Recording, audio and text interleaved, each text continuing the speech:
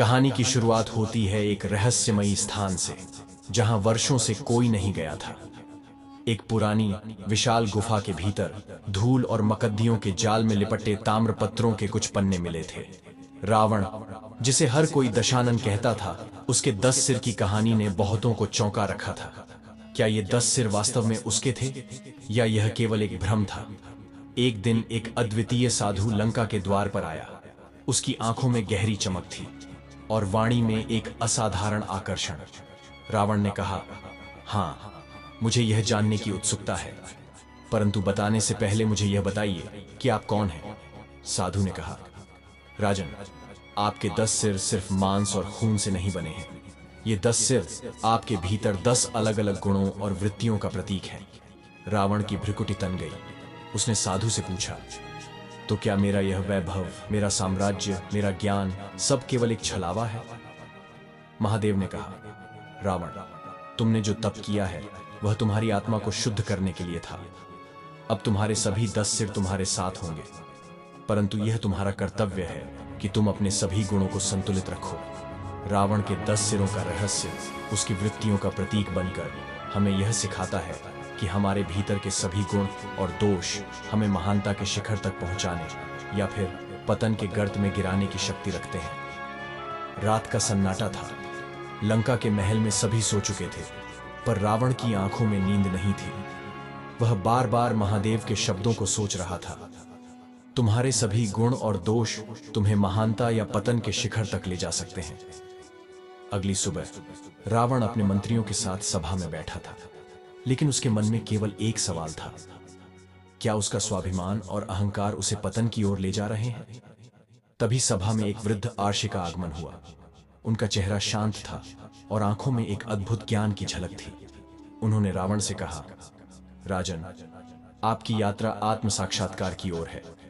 इसे पूरा करने के लिए आपको अपने सभी सिरों का वास्तविक अर्थ समझना होगा। आर्ष्य ने कहा, रावण, प्रत्येक सिर एक गुण है जो तुम्हारे जीवन को प्रभावित करता है।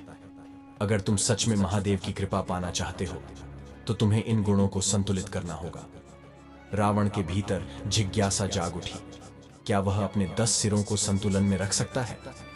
आर्ष्य ने एक एक कर हर सिर का अर्थ बताया। पहला सिर शक्ति का प्रतीक है, दूसरा सिर अहंकार का, तीसरा प्रेम का और चौथा ज्ञान का। जैसे जैसे आर्ष्य समझाते गए, रावण के भीतर एक अद्भुत बदलाव आता गया। अब रावण को समझ में आ रहा था कि अगर वह इन गुणों का सही उपयोग कर सका तो वह अपने भीतर की शक्तियों को साध सकता है। वह महादेव के दर्शन करना चाहता था और उन्हें अपनी आत्मा के इस परिष्कार को दिखाना चाहता था। यह कहानी का एक नया मोड़ था। अब रावण अपनी 10 वृत्तियों के साथ शिव के सम्मुख खड़ा होने के लिए तैयार था। लेकिन क्या वह इस आत्म साक्षात्कार की यात्रा को पूरी तरह समझ पाएगा? यही वह रहस्य है जो रावण के पतन और महत्ता का कारण बना। रावण ध्यान में बैठा था, लेकिन इस बार उसकी आंखों के सामने उसकी शक्ति का प्रतीक एक विशालकाय स्वरूप में प्रकट हुआ। यह उसका तीसरा सिर था, जो शक्ति का प्रतीक था, परंतु उस शक्ति के साथ अत्यधिक हिंसा और विध्वंस का भी प्रतीक था। महादेव की आवाज फिर गूंजी, रावण, तुम्हारी शक्ति में अपार संभावनाएं हैं, लेकिन यदि तुमने इसे नियंत्रित नहीं किया तो यह तुम्हारा विनाश भी कर सकती है। याद रखो, शक्ति का सही प्रयोग ही तुम्हें असली योद्धा बनाता है। रावण ने अपनी शक्ति का सदुपयोग करने का प्रण लिया और अपने विनाशकारी प्रवृत्ति को त्यागने का संकल्प लिया। उसने महसूस किया कि यह शक्ति ही थी जिसने उसे अंधकार में धकेल दिया था, और अब वह इसे नियंत्रित करके अपनी आत्मा को शुद्ध करना चाहता था। महादेव ने देखा कि रावण अपने दोषों पर विजय पाने की ओर अग्रसर है। अब उसका अगला परीक्षण था मोह और लालच से बाहर निकलना। रावण का चौथा सिर, जो मोह का प्रतीक था, उसके सभी अपनों से जुड़ाव और अपनी संपत्ति को बढ़ाने की उसकी लालसा का प्रतीक था। रावण ने अपने मोह पर नियंत्रण पाने के लिए अपने परिवार और अपनों के प्रति अपने अति संलग्नता को छोड़ने का निर्णय लिया। उसने समझा कि असली संतुलन तभी है जब वह बिना मोह के जीवन का अनुभव करे। जैसे ही रावण ने मोह पर विजय पाई, उसने अनुभव किया कि उसकी आत्मा हल्की हो रही थी।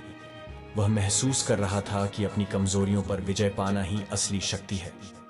महादेव ने प्रसन्न होकर उसे आशीर्वाद दिया और कहा, रावण, जब तक तुम अपने सभी सिरों के दोषों पर विजय नहीं पा लेते, तुम्हारी आत्मा पूर्ण रूप से मुक्त नहीं हो सकती।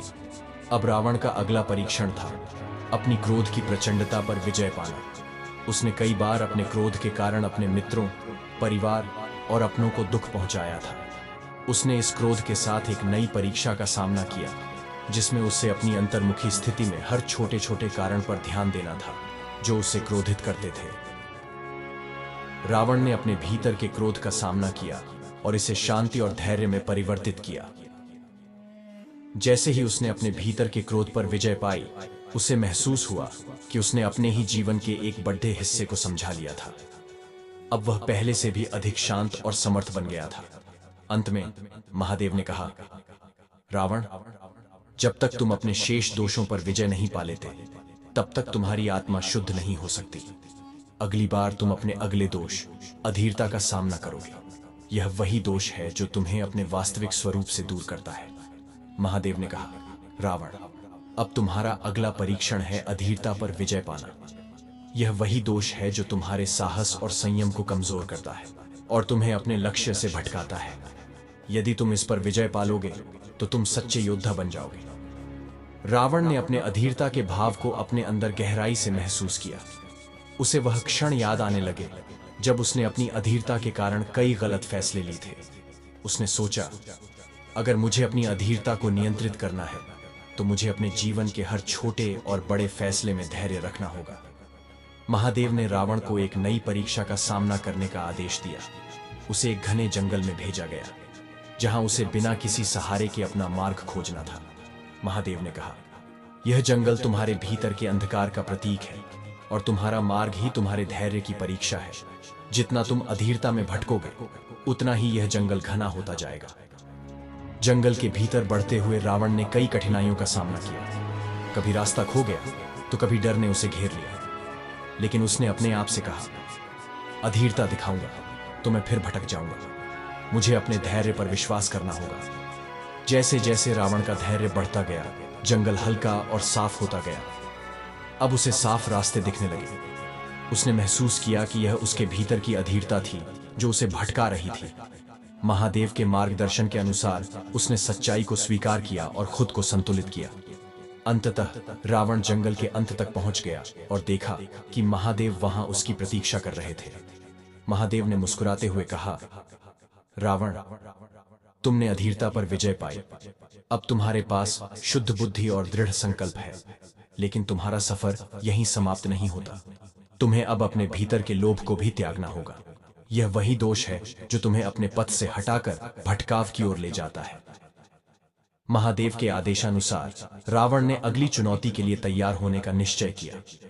उसने समझ लिया था कि उसका असली शत्रु बाहर नहीं, बल्कि उसके अपने दोष थे और इन्हीं दोषों पर विजय पाना ही उसके जीवन का असली उद्देश्य था।